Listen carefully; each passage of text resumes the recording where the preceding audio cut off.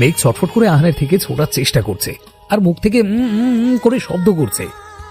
আহান মেঘকে ছটফট করতে দেখে ওর মুখ থেকে হাতটা সরিয়ে ফেললো, কিন্তু ছাড়লো না, ওভাবেই ওকে নিজের বুকের সাথে মিশিয়ে রাখলো। আহানের হাতটা সরাতেই মেঘ জোরে জোরে নিঃশ্বাস নিতে লাগলো। তারপর অবাক কণ্ঠে বলল, আপনি এভাবে রুমে কেন এসেছেন? আহান মেঘের গালে এক হাত দিয়ে স্লাইড করতে করতে বলল, কোনভাবে? আহান জানে মেঘ ওর খালি গায়ে আসার কথা বলেছে, তাও মেঘকে লজ্জা দেওয়ার জন্য ইচ্ছে করে আবার জিজ্ঞাসা করেছে। মেঘ কিছু না বলে মাথাটা নিচু করে রাখলো। লজ্জায় ও মাথায় তুলতে পারছে না। আহান মেঘের এই লজ্জা মাখা ফেসটা বেশ উপভোগ করছে। আহান মেঘকে ড্রেসিং টেবিলের আয়নার সামনে নিয়ে গিয়ে দাঁড় করিয়ে ওর পিঠটা নিজের বুকের সাথে মিশিয়ে ওর কাঁধে নিচে থুত নিয়ে রাখলো। তারপর দুই হাত দিয়ে মেঘের পেছন থেকে জড়িয়ে ধরে লো ভয়েসে বলল, কাঁদতে কাঁদতে নিজের চোখ মুখের কি অবস্থা করেছো একবার দেখেছ? চোখ ঠোঁট গাল সব একদম পাকা টমেটোর মতো লাল হয়ে গেছে। ইচ্ছে করছে টুপ করে খেয়ে ফেলি। আহানের গরম নিঃশ্বাস মেঘের ঘাড়ে এসে লাগছে। কথা বলার সময় ঠোঁট দুটো বারবার মেঘের ঘাড়কে স্পর্শ করছে। ওর মনের মাঝে অদ্ভুত এক অনুভূতির সৃষ্টি হচ্ছে। মেঘ এখনো মাথা নিচু করে নিচের দিকেই তাকিয়ে আছে। আহান মেঘের ঘাড়ে আলতো করে একটা চুমু খেয়ে বলল, জানো আমার মাঝে মাঝে খুব ইচ্ছে করে তোমার গালে ঠাস ঠাস করে দুটো চড় মেরে তোমাকে কাঁদিয়ে মন ভরে তোমার সেই কান্নারত মুখটা দেখবো, কিন্তু সেই থাপ্পড়টারে মারবো সেই ক্ষমতাটা আমার নেই। দূরে বসে তোমার উপর যতই রেগে যায় না কেন, যখনই কাছে এসে তোমার এই নিষ্পাপ চেহারাটা দেখি সব রাগ ভ্যারিশ হয়ে যায়। কথাটা বলে আহান মেঘকে নিচের দিকে ঘোরালো। এক হাত মেঘের কোমরে রেখে আরেক হাত দিয়ে মেঘের ঠোঁটের উপরে স্লাইড করতে করতে একটা ধষ্টু হাসি দিয়ে বলল, মেঘ পড়ি আমার তোমাকে একটা লিপ কিস করতে ইচ্ছে করছে, করবো প্লিজ? আহানের কথা শুনে মেঘ চোখ বড় বড় করে ওর দিকে তাকালো। তারপর অস্ফুট স্বরে বলল, সেটার জন্য পারমিশন চেয়েছি। অবশ্য তোমার থেকে পারমিশন নেওয়ার কি আছে? তুমি তো পুরোটাই আমার। তোমার সাথে আমি যখন তখন যা খুশি তাই করতে পারি। বলে আহান নিচের মাথাটা মেঘের দিকে এগিয়ে নিয়ে যেতে লাগলো। মেঘ ওর ফেসটা কাঁদো কাঁদো বানিয়ে চোখ মুখ খিঁচে বন্ধ করে নিল। ওর হাত পা থর থর করে কাঁপছে। মেঘ অনেকক্ষণ চোখ খিঁচে বন্ধ করে রাখার পরেও কিছু ফিল করতে পারলো না, তাই টুক করে নিজের চোখ দুটো খুলে ফেললো। সামনে তাকাতেই দেখলো আহান ওর দিকে তাকিয়ে ঠোঁট চেপে হাসি আটকানোর চেষ্টা করছে। মেঘ চোখ খুলতে আহান মেঘকে ছেড়ে দিয়ে হা হা করে হেসে দিল। হাসতে হাসতে বেচারা রীতিমতো গড়াগড়ি খাচ্ছে। মেঘ রাগি চোখে আহানের দিকে তাকিয়ে রইল। আহান কোনো মতে নিজের হাসি থামিয়ে বলল, শুধুমাত্র এটা কেস করতে চেয়েছি, তাতেই তোমার এই অবস্থা হয়েছে? না জানি ফুলসজ্জার রাতে তোমার কি অবস্থা হবে। মেঘ পড়ি আমি কোনো বাঘ বা ভাল্লুক নয় যে তুমি আমার সামনে আসলে 80 বছরের বুড়িদের মতো কাঁপাকাঁপি শুরু করবে। আরে এমন ভাবে কাঁপছিল দেখে মনে হয়েছিল আমি তোমার থেকে তোমার কলিজাটা চেয়ে নিয়েছি। এত বড় হয়ে গেলে অথচ সামান্য কেস করতে শিখলে না। বলে আহান আবারও হেসে দিল। মেঘ রাগে দুঃখে অপমানে মুখটা হুতুম পেঁচার মতো করে দাঁড়িয়ে রইল। তারপর কিছু একটা ভেবে মনে মনে শয়তানি একটা হাসি দিয়ে মুখে সিরিয়াস ভাব ফুটিয়ে বলল, আপনি এভাবে গোপাল ভাঁড়ের মতো সেজে আছেন কেন? মেঘের কথায় আহানের হাসি থেমে গেল। ও চোখ বড় বড় করে অবাক কণ্ঠে বলল, হোয়াট? গোপাল ভাঁড়? আমাকে কোন অ্যাঙ্গেল থেকে গোপাল ভাঁড় মনে হচ্ছে শুনি?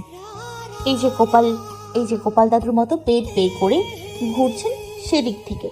আমাদের গোপাল দাদুও যখন পুকুরে শাওয়ার নিতে যান তখন শুধু একটা ধুতি পরে আপনার মতো পেট বের করে তারপরে শাওয়ার নেয়। আহান খেপে গিয়ে বলল, কি তুমি আমাকে ওই টাকলু পেট মোটা গোপালের সাথে তুলনা করছো? আর ওই গোপালের ওইটাকে না পেট বলে না ভুঁড়ি বলে। আমার অ্যাপস দেখে তোমার কোন দিক থেকে ভুঁড়ি মনে হচ্ছে? আহানকে এইভাবে খেপে যেতে দেখে মেঘ মিট মিট করে হাসছে। ইচ্ছে করছে লুঙ্গি ডান্স দিতে, কিন্তু আহান সামনে তাই দিতে পারছে না। এদিকে আহানের ইচ্ছে করছে নিজের চুলগুলো টেনে ছিঁড়ে ফেলতে। যেখানে মেয়েরা ওকে এক পলক দেখলে চোখ ফেরাতে পারে না, হা করে শুধু ওর দিকেই তাকিয়ে থাকে, সেখানে মেঘ নাকি বলছে ওকে গোপাল ভাঁড়ের মতো দেখতে। Like seriously? এসব ভাবতে ভাবতে আহানের চোখ গেল মেঘের উপরে। দেখলো মেঘ মুখ টিপে টিপে হাসছে। আর এবার বুঝতে পারলো মেঘ এতক্ষণ এইসব ওকে খেপানোর জন্য বলেছে। আর একটা ভাঁকা হাসি দিয়ে মেঘের দিকে একটা একটু মেঘ পড়ি, তুমি আমাকে এত ভালো একটা কমপ্লিমেন্ট দিলে, এবার আমি তোমাকে একটু উপহার না দিয়ে পারি বলতো? কি উপহার দেওয়া যায় বলো তো? আচ্ছা পেইন্টিং কেসটা কমপ্লিট করলে কেমন হয়? আহানের কথা শুনে ভয় মেঘের কলিজার পানি শুকিয়ে গেল। ও এক পা করে পিছিয়ে যেতে লাগলো। আহান মেঘের অনেকটা কাছে দেখে মেঘ আরো পিছিয়ে যেতে লাগলো। যেতে যেতে মেঘ বেডের উপরে থপাস করে পড়ে গেল। আহানও মেঘের উপরে ঝুঁকে নিজের শরীরের ভর সব মেঘের উপরে ছেড়ে দিয়ে ও ঠোঁটের সাথে নিজের ঠোঁট মিলিয়ে দিল। মেঘ আহানের থেকে ছোটার জন্য ছটফট করেই যাচ্ছে। ও যত হাত পা ছড়াছড়ি করছে আহান তত ওকে শক্ত করে নিজের সাথে মিশিয়ে জড়িয়ে ধরছে। মেঘ ছটফট করতে করতে একসময় ক্লান্ত হয়ে স্থির হয়ে গেল। মেঘকে এইভাবে স্থির হতে দেখে আহান মেঘে ঠোঁট ছেড়ে দিয়ে কপালে অনেকক্ষণ শোয়ে নিয়ে গভীরভাবে একটা চুমু খেলো। তারপর মেঘের উপর থেকে সরে গেল। আহান সরে যেতেই মেঘ এক দৌড়ে ওয়াশরুমে ঢুকে ধড়াম করে দরজা বন্ধ করে দিল। তারপর দরজার সাথে পিঠ ঠেকিয়ে জোরে জোরে শ্বাস নিতে লাগলো। এতক্ষণ ওর মনে হচ্ছিল ও দম বন্ধ হয়েই মারা যাবে। ওর এখন ইচ্ছে করছে লজ্জায় মাটির সাথে মিশে যেতে। কিভাবে আবার এই লোকটা ওকে কিস করতে পারলো? 4 বছর আগেও এই একই কাজ করেছিল। সেটা মনে করে মেঘের রগে দুঃখে কান্না চলে আসলো। ও ভিড় করে বলল, বিয়াদব একটা।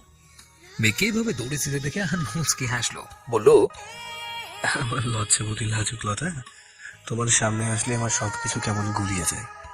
যা করতে চাই সেটা না করে অন্য কিছু করে ফেলি। দেখো কি করতে এসেছিলাম আর কি করেছি। এসেছিলাম কাটা জায়গায় ড্রেসিং করানোর জন্য, কিন্তু এসে কিস করে ফেললাম। আমার এত সুন্দর মিষ্টি একটা পরি থাকতে এখন কি না ওই সার্ভেন্টদের দিয়ে আমার ড্রেসিং করাতে হবে। এই মেয়ে যা লজ্জা পেয়েছে তাতে মনে হয় না আজকে ওয়াশরুম থেকে বের হবে। আল্লাহ জানে বিচিটা লজ্জা রাখে কোথায়। বিয়েবাড়ি সাজানো গোছানো জমজমাট পরিবেশ এখন নিস্তব্ধপুরীতে রূপ নিয়েছে। চারপাশে শুধু ভাঙা কাঁচের গ্লাস, প্লেটের টুকরে ছড়াছড়ি। ডেকোরেশনের সব জিনিসপত্র এদিক সেদিক ছড়িয়ে আছে। দেখে মনে হচ্ছে কেউ এখানে ধ্বংসযজ্ঞ করেছে। অবশ্যই এটা এক প্রকার ধ্বংসযজ্ঞই বলা চলে। কিছুক্ষণ আগের ঘটনা। আহান মেঘকে নিয়ে চলে যাওয়ার পর অভিও রেগে আলিশাকে নিয়ে চলে যাওয়ার জন্য রওনা দেয়। ওরা জিনিসপত্র নিয়ে বাসার বাইরে বের হতেই দেখে আহির আর মিহির সফট ড্রিঙ্কস খেতে খেতে বাসার দিকেই আসছে। আহির তখন আহানের সাথে রেগে একদম বাড়ির এরিয়া থেকে বের হয়ে মেইন রোডে চলে গিয়েছিল। সেখান থেকে মিহির কোন রকমের রাগ ভাঙিয়ে এই মাত্র বাড়ির ভেতরে নিয়ে আসলো। অভি আলিশাকে গাড়িতে বসিয়ে দিয়ে আহির মিহিরের কাছে গিয়ে তখন বাড়ির ভেতরে যা যা ঘটেছে সেই সব কিছু ওদের বলে। তারপর আলিশাকে নিয়ে সেখান থেকে চলে যায়। অভির মুখে সব শুনে আহির আর মিহির রেগে বোম হয়ে বাড়ির ভেতরে গিয়ে কাউকে কিছু বলার সুযোগ না দিয়ে হাতের কাছে যা পেয়েছে তাই ছুঁড়ে ফ্লোরে মারছে আর ভাঙছে। কেউ চেয়েও ওদের থামাতে পারছে না। ভাগ্যিস সেরি নিজের রুমে ছিল, না হলে আজকে ওকে হয়তো আহির আর মিহির মেরেই ফেলতো। মীরা রহমান আর মোনা খান দাঁড়িয়ে দাঁড়িয়ে ছেলেদের কাণ্ড দেখছে। ভয় কিছু বলতেও পারছে না আর থামাতেও পারছে না। আহাদ খান আসম রহমান শান্ত হয়ে বসে আছে, কারণ ওনারা আগেই জানতেন আহির মিহির জানতে পারলে এমন কিছুই হবে। তবে আপাতত আহির মিহিরকে নিয়ে চিন্তা বাদ দিয়ে ওনারা আহানকে নিয়ে বেশি চিন্তা করছে। আজকে এত কিছু হওয়ার পরে ওই ছেলের এতটা চুপচাপ রিয়েকশন ওনারা মেনে নিতে পারছেন না। এতটা শান্ত ব্যবহার ভয়ঙ্কর কোনো ঝড়ের ইঙ্গিত দিচ্ছে। দিশা আর হিয়ান বাড়ির ভেতরে থেকে আহির মিহিরকে কোনো রকমের টানতে টানতে বাইরে নিয়ে গেছে, কিন্তু সেখানে গিয়ে ওরা থামার বদলে বাড়ির বাইরে যা ছিল সবকিছু ভেঙেছে। সবকিছু একদম গুঁড়ো গুঁড়ো করে তারপর ওরা ওই বাড়ি থেকে চলে গেছে। ওদের সাথে দিশা আর হিয়ানও চলে গেছে।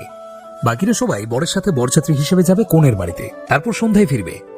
মোনা খান এবং মীরা রহমান একটা স্বস্তির নিঃশ্বাস ফেললেন। ভাগ্যিস ওরা শুধু জিনিসপত্রগুলি ভেঙেছে, কারো গায়ে যদি ওর চোখ ছেড়ে দিল।